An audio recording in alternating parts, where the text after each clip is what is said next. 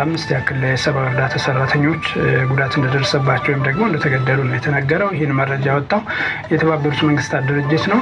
እንግዲህ ጥቃቱ የተፈጸመው በሰሜን ዳርፉር ግዛት ኤል ኮማ በተባለች ከተማ አቅራቢያ እንደሆነ ነው የተነሳው። በተለይ እንግዲህ የእርዳታ ምግብ ጫኝ መኪኖቹ የዓለም ምግብ ፕሮግራም እና የዩኒሴፍ የጋራ መኪኖች እንደሆኑ ነው የተነገረው። እንግዲህ 1800 ኪሎ ሜትር ከፖርት ሱዳን እስከ ኤልፋሸር ከተማ ድረስ ተጉዘው ማለት ነው። ኤልፋሸር ሊገቡ ትንሽ ሲቀራቸው ነው ጉዳቱ የደረሰባቸው።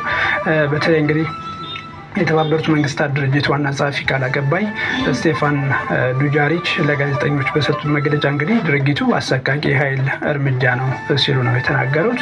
በጥቃቱ በርካታ የጭነት መኪኖች ተቃጥለዋል ነው የተባለው። ወሳኝ የሆኑ የሰብአዊ እርዳታ አቅርቦቶችን እንዲሁ ጉዳት እንደደረሰባቸው ነው የተነገረው። በዚህ ምክንያት እንግዲህ 5 የእርዳታ ሰራተኞች ከመሞታቸው ባለፈ በርካታ በዚህ የእርዳታ ምግብ ማለት ነው ህይወታቸውን ያቆዩ የነበሩ ወይ ደግሞ ተጠቃሚ የነበሩ ሰዎችም እንግዲህ ለረሃብ እንደሚጋለጡ ነው የተነሳው። እንግዲህ የተባበሩት መንግስታት ይህን መረጃ ሲወጣ በተለይ ጥቃቱን የፈጸመው ማን ነው የሚለውን ነገር ለይቶ አላስቀምጥም። እንግዲህ ፈጥኖ ድራሽ ኃይል የሚባለው እና የሀገሪቱ ወታደራዊ መንግስት እንግዲህ ለ2 ዓመታት የዘለቀ ጦርነት ውስጥ ነው የሚገኙት።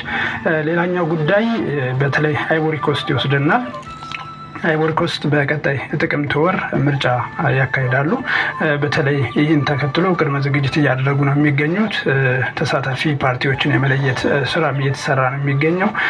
ከነዚህ መካከል እንግዲህ የሀገሪቱ መንግስት በከፍተኛ ሁኔታ ይገዳደራሉ ተብሎ የሚጠበቁ ፓርቲዎችና ግለሰቦች ከምርጫው እንደታገዱ ነው እየተነገረ የሚገኘው። በአይቮሪ ኮስት ውስጥ 4 ታዋቂ ተቃዋሚዎች ናቸው እንግዲህ ከዚህ ምርጫ የታገዱት ማለት ነው። ከታገዱት ፓርቲዎች መካከል ዲሞክራቲክ ፓርቲ ኦፍ አይቮሪ ኮስት አንዱ ነው። እንግዲህ ይህ ፓርቲ እንግዲህ ሀገሪቱ አሁን እያስተዳደረ የሚገኘው ፕሬዚዳንት አላሳን ኦታራን ዋነኛ ተፎካካሪ እንደሆኑ ነው የሚነሳው።